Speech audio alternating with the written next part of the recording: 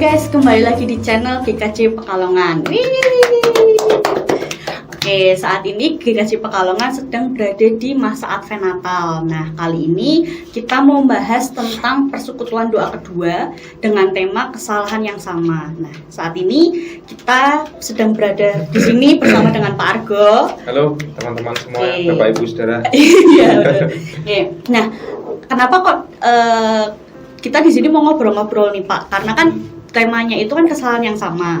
Nah, di sini tuh aku pengen ngobrol sama Pak Argo nih, karena kan Pak Argo itu sebagai seorang pendeta itu kan pasti akan dilihat atau dinilai sama publik itu orang yang suci, orang yang nggak pernah salah, gitu. Maksudnya orang yang kalau bisa tuh menjadi apa ya, panutan gitu buat orang-orang. Nah, tapi aku penasaran nih Pak, sebenarnya itu Pak Argo sebagai seorang pendeta atau mungkin sebelum menjadi seorang pendeta itu pernah nggak sih Pak mengalami melakukan sebuah kesalahan gitu dari Pak Argo sendiri? Ya pernah lah. Ya mungkin tiap hari ya. Tiap hari bahkan. Oke. Kan memang kalau rohaniawan gitu ya, termasuk pendeta itu kan kadang-kadang diperlakukan terlalu mulia ya, terlalu tinggi, terlalu di glorifikasi gitu. Ya. Dan ya itu wajar sih, karena umat barangkali punya katakanlah harapan atau punya konsep rohaniawan itu ya rohani kehidupannya rohani itu suci, makanya dia orang yang tidak berbuat salah. Bahkan di Katolik itu kan ada orang-orang suci gitu ya, di tradisi Kristen itu ada orang suci dan itu ternyata bukan menunjuk pada orang-orang yang tidak pernah salah. Ya dia orang yang hebat, tapi juga pernah salah di masa lalu. Hanya memang kemudian dia kiprah hidupnya itu luar biasa, punya kontribusi positif bagi banyak orang, bagi gereja, sehingga kemudian dinobatkan singkat cerita sebagai orang suci, santo atau santa gitu ya. Itu suci. Jadi suci itu sebenarnya gini, suci itu bukan tanpa noda.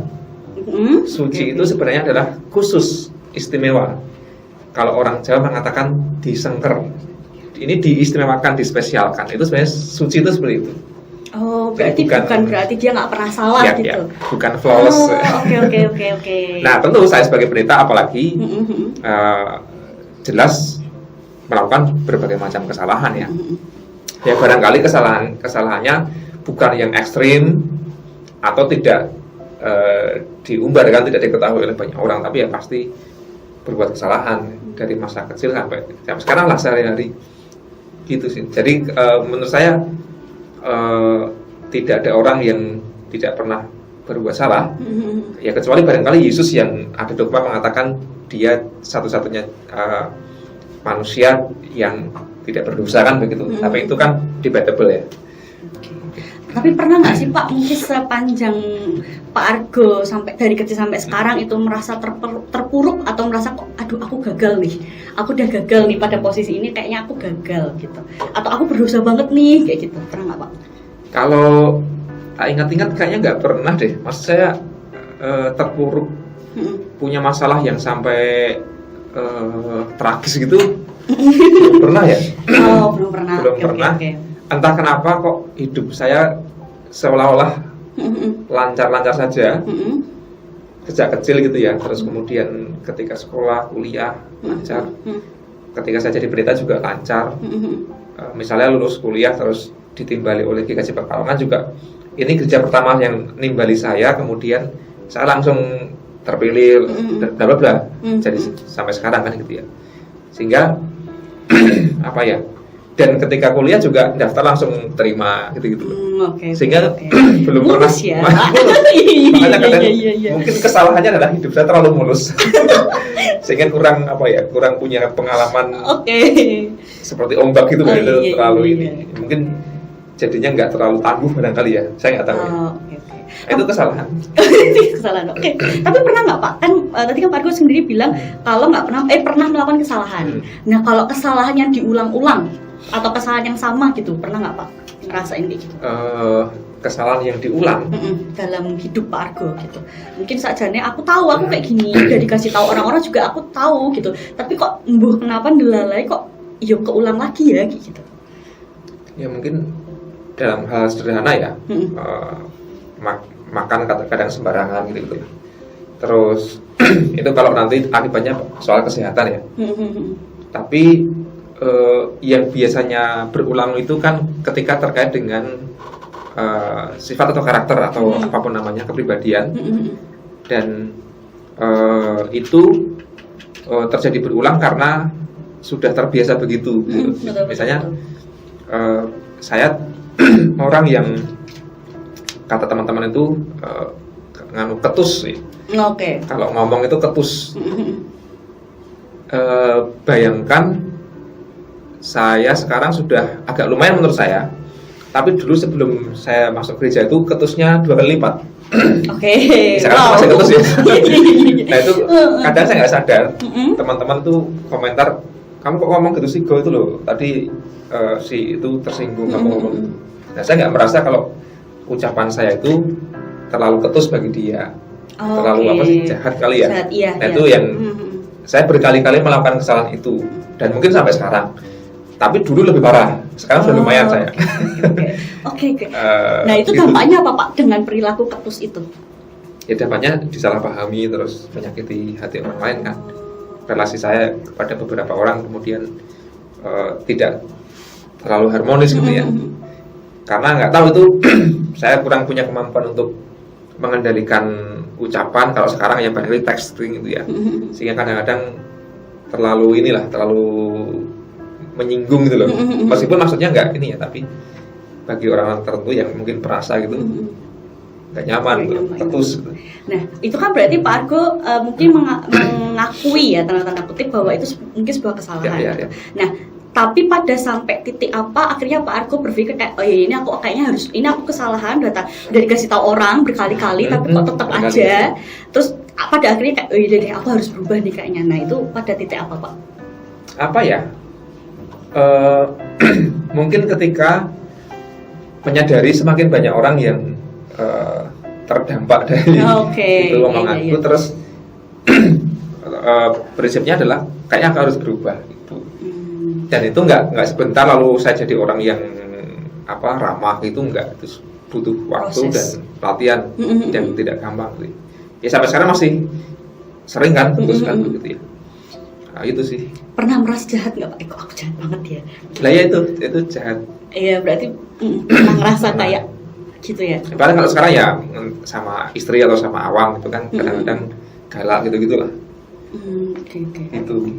Karena kalau sekarang tuh aku melihat juga kadang tuh, apalagi mungkin orang muda-muda kayak aku gitu ya Pak ya. Kadang kayak kita tuh takut untuk melakukan sebuah kesalahan.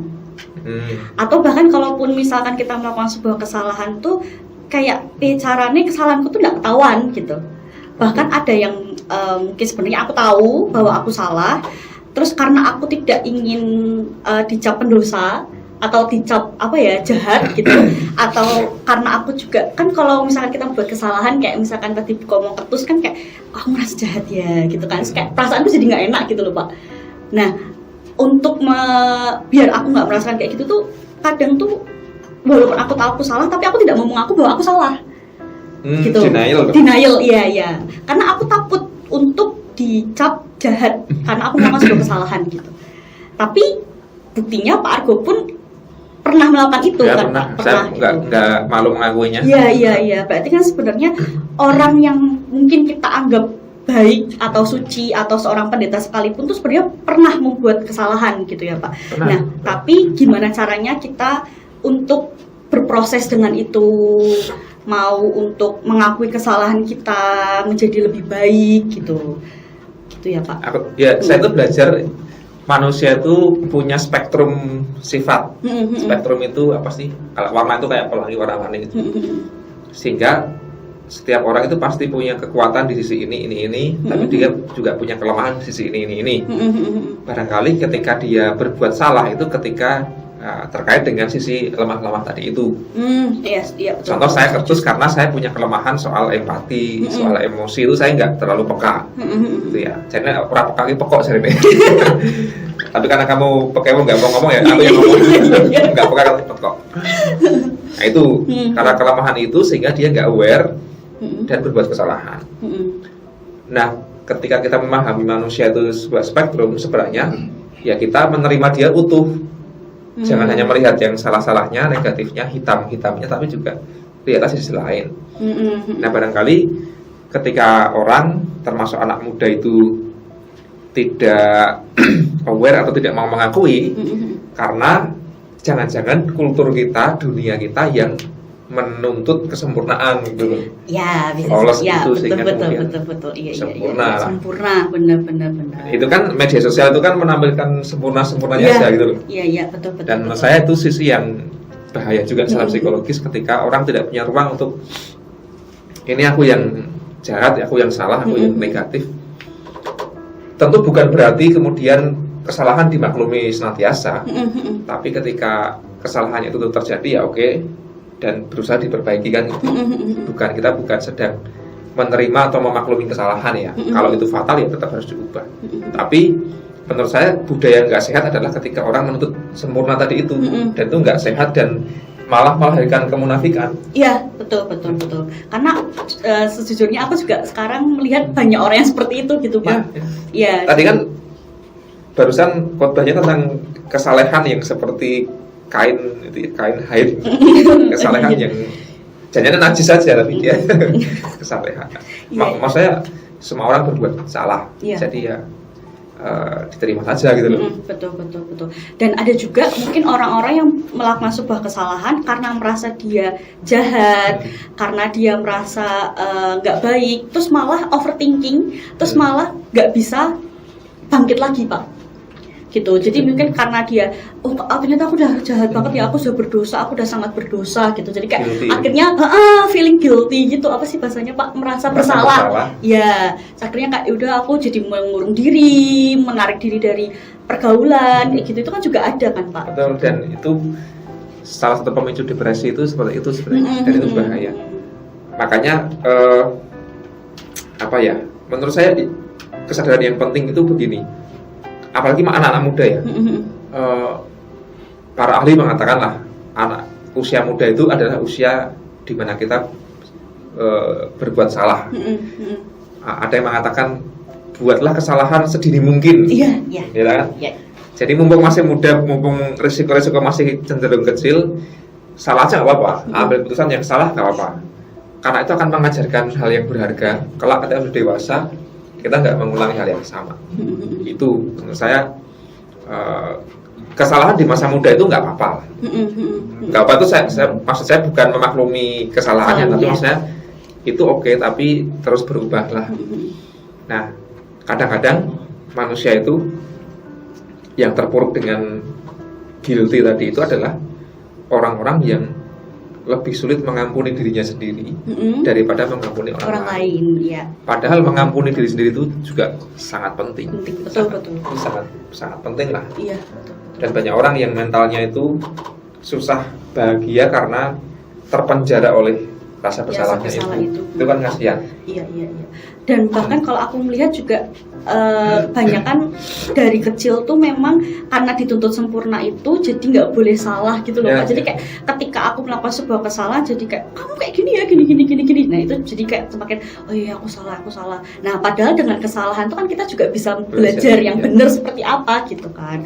Nah sebenarnya mungkin bisa dibilang kayak kesalahan yang tidak bagus dalam tanda kutip itu ketika kita salah tapi kita tidak belajar sesuatu yang benar. Mungkin lebih kayak gitu ya, Pak. Betul. Gitu. Secara spiritual, kalau kita mengingat Yesus misalnya gitu ya, itu kan dia sosok yang ramah terhadap para pendosa, pemungut cukai lah, pelacur yang ketahuan berzina, terus pendosa macam-macam lah, orang kusta yang waktu dianggap najis dan sebagainya. Yesus justru menjangkau mereka kan, hadir dan menerima gitu. Artinya dalam spiritualitas Kristen itu ketika kita berpijak pada Yesus, Tuhan kita itu Tuhan yang menerima kita yang salah, yang berdosa itu. Tapi mengajak bertobat, bukan salah terus saja, tapi ayo berubah. Bukan dimaklumi tapi diampuni. Beda tuh, diampuni dan dimaklumi. Makanya kita kan teologinya teologi bertobat. Tiap minggu kita diajak bertobat kan. Itu spiritnya begitu. Bertobat lalu mendapatkan anugerah atau berita anugerah itu kan, ya wes diampuni, hidup baru nih gitu. Artinya janjinya iman Kristen itu menyehatkan secara mental gitu loh. Kalau kita hayati dari sisi itu Yesus. Berarti secara tidak langsung kayak Tuhan itu mengatakan bahwa nggak masalah kamu berbuat salah, yang penting habis itu bertobatlah, Yeah. ini tak kasih anugerah istilahnya, tak kasih tak berkati habis itu kayak gitu nggak sih Pak? Betul, Berarti betul. secara tidak langsung kayak gitu gitu. Betul. Saya jadi ingat ini ya, quotes, every saint has a past. Iya. Semua orang suci itu punya masa lalu, Iya. dosa, jahat dan sebagainya. And every sinner has a future. Betul. Semua pendosa itu punya masa depan. Has atau have, saya pokoknya gitulah. Iya. Grammarnya kacau tapi Iya, iya. itu kesalahan. Intinya gitu lah Pak. Dimaklumi gitu. Dimaklumi. Setiap Iya, iya. orang suci itu punya masa lalu. Jadi kalau orang suci nggak harus santo-santo, tapi orang yang sekarang kita pandang hebat itu ya pasti dia pernah belajar dari kesalahannya. Iya, iya. Dan every sinner have a future ya. Setiap pendosa seburuk apapun dia masih punya masa depan. Jadi beri waktu dan beri kesempatan. Menurut saya itu oke juga gitu ya untuk. Quote yang bagus. Iya. Yang menjadi masalah kan kesalahan yang sama tema kita. Kesalahan yang berulang-ulang. Nah itu yang nggak tahu kalau secara psikologis gimana tuh kok. Jadi ngerti salah tapi aku nggak bisa lepas dari Kesalahan dosa itu. ini gitu. Iya. Ini mungkin pengalaman pribadi ya Pak. Ini Oke. mungkin sekalian ini sih. Kalau menurut aku, kenapa kita melakukan kesalahan yang sama itu karena yang pertama kebiasaan. Kita sudah terbiasa seperti itu gitu. Atau yang kedua karena kita juga nggak tahu. Mungkin maksudnya karena kita sudah terbiasa seperti itu, kita sudah terbiasa berpikir seperti itu. Kita anggap itu Itu benar, iya, kita anggap itu benar. Nah, tapi ternyata itu berdampak pada orang lain gitu. Nah, makanya kayak mungkin pemikiran kita kayak nggak sinkron gitu loh sebenarnya kalau menurut saya ya. Makanya kenapa kok walaupun udah dikasih tahu atau kadang kita merasa kayak feel guilty juga, tapi kayak iya menurutku itu bener kok gitu. Nah, itu bisa jadi itu juga jadi alurnya tuh sama istilahnya gitu. Jadi nggak nemu sebenarnya yang salah itu di mana sih, itu juga bisa. Jadi kayak cemplungnya tuh sama terus gitu. Jatuh di lubang yang sama. Iya.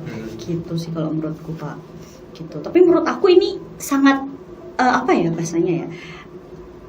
Menarik sih karena yaitu kadang itu kita merasa bahwa nggak boleh salah gitu. Tapi pada maksudnya sebenarnya kita tuh boleh-boleh aja loh salah sebenarnya. Yang nggak boleh adalah kesalahan yang sama itu tadi.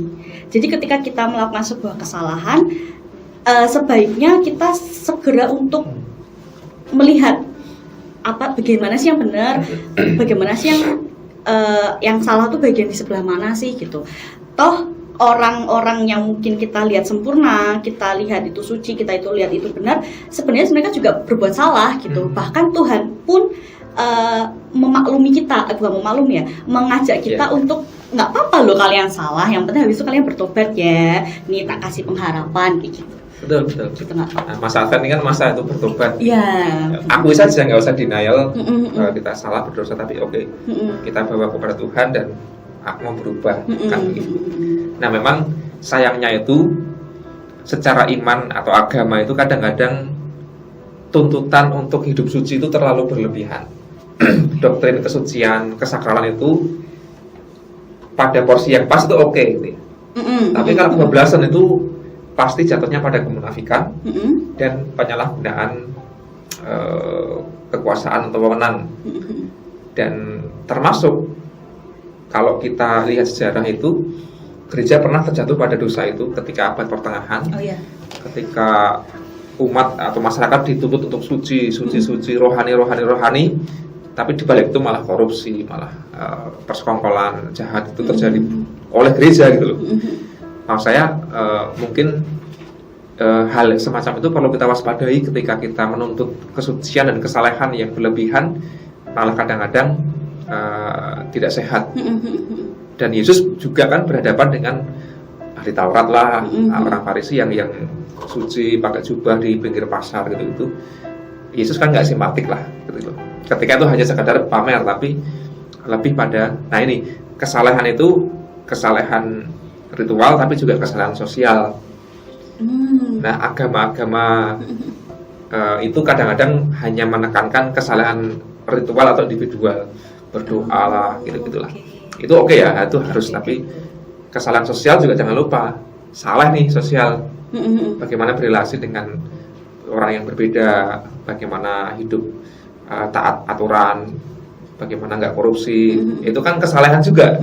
Nah, kadang-kadang itu dianggap duniawi, salah itu ketika di ruang ibadah. Nah, itu kita menganut ya kesalahan individu ritual sekaligus sosial juga, jangan dilupakan. Iya, terkadang kita terlalu fokus sama yang individual itu ya.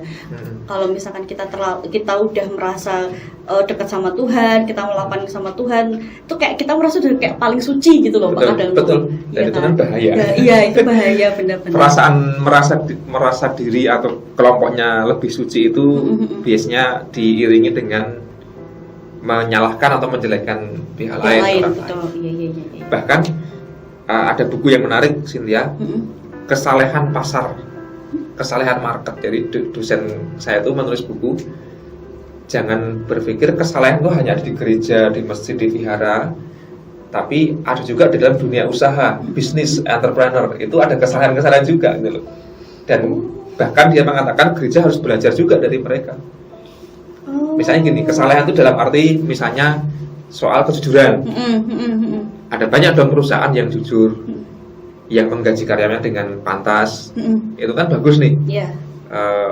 Dia punya program CSR yang kemudian peduli pada orang miskin, lingkungan dan sebagainya. Bukankah itu kesalahan juga? Yang kadang-kadang gereja malah abai gitu loh. Ada juga gereja yang nggak jujur, yang memanipulasi persembahan lah. Itu kan ada.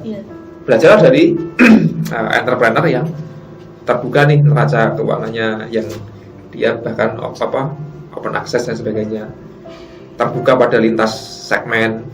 Kadang-kadang gereja malah tertutup, hanya orang Kristen saja dan sebagainya, nggak mau gaul yang lain juga. Terus bagaimana perusahaan ini mensejahterakan orang-orang yang dulunya miskin, rakyat kecil di daerah desa ini diangkat derajatnya jadi orang yang punya penghasilan dan hidupnya lebih sejahtera.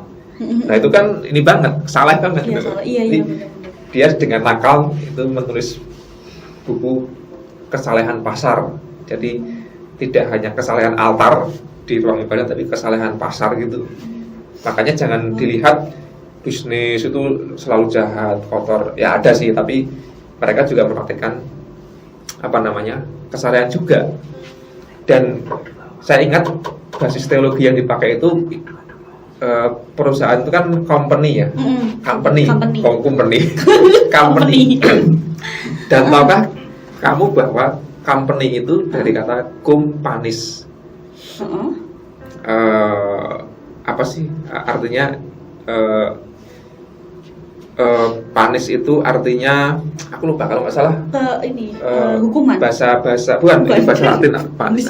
Bahasa Inggris panis. Panis itu artinya, jadi cum itu bersama-sama, panis itu kalau nggak salah roti atau makanan. Jadi company itu makan bersama-sama. Bukankah itu gerejawi banget, perjamuan, komunion, gitu loh.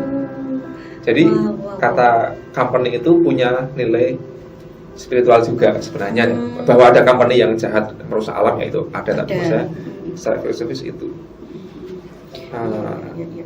aku jadi malah berpikir gini sih Pak, jadi sebenarnya kesalahan itu bukan hanya hal-hal negatif, tapi bahkan kadang hal-hal positif dalam tanda kutip yang mungkin kita anggap itu baik, itu oke, itu bagus, tapi kalau terlalu itu juga menjadi sebuah kesalahan juga gitu. Betul, ya Pak ya. Betul, setuju. Iya.